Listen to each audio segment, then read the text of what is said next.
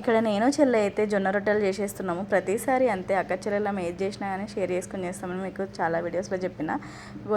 జొన్న రొట్టెలు చేసేటప్పుడు అంతే, చెల్లె కల్పిస్తున్నా కొద్దీ నేను జొన్న రొట్టె చేస్తున్నా, మీకు ఒకటి షేర్ చేసుకోవాలి. నా పెళ్ళైన కొత్తలో ఏమైపోయిందని అంటే, కొత్తగా ఇంకా నేను అప్పుడే బీటెక్లో నేర్చుకున్నాను అని చెప్పినా కదా, దాని తర్వాత ఇక అప్పుడప్పుడు చేస్తాం కానీ ఊకే చేయం కదా.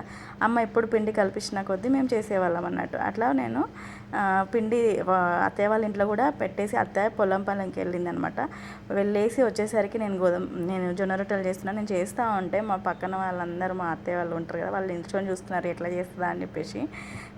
చేసుడైతే చేసిన, కాకపోతే మా అత్తయ్య ఏం చేస్తుంది అని అంటే మంచిగా మెత్తగా కలిపి ఉండేటట్టు చేస్తుంది. నేనేం చేసిన, కొంచెం గట్టిగా వచ్చేటట్టు చేసిన అనమాట.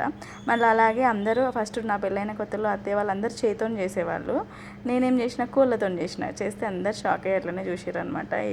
ఇట్లేం చేస్తుంది కోళ్ళతో అని చెప్పేసి. ఇంకా ఆ రొట్టెలు కూడా గట్టిగా వచ్చినాయి. అత్తయ్య రాగానే ఆ రొట్టెల్ని పట్టుకొని మరీ చూసింది ఎట్లున్నాయి అని చెప్పేసి. కొన్ని ఎక్స్పీరియన్సెస్ అసలు మర్చిపోం కదా. ఇది ఆ జొన్న రొట్టె ఎక్స్పీరియన్స్ నాదైతే ఇదనమాట.